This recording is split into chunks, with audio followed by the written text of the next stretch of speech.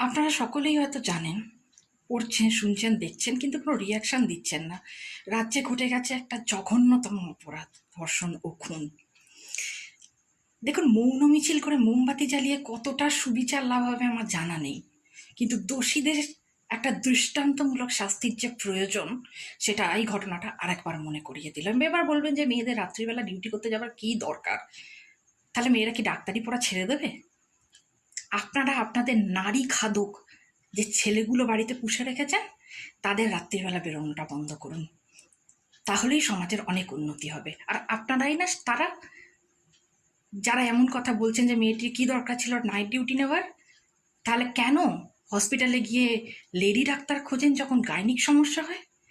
তখন এই কথাটা মনে থাকে না? মেয়েদের এটা পিছিয়ে পড়ার যুগ নয়, এগিয়ে যাওয়ার যুগ। ভাবনা চিন্তাটাকে একটুখানি এগিয়ে নিয়ে যান, তাহলেই উন্নতি।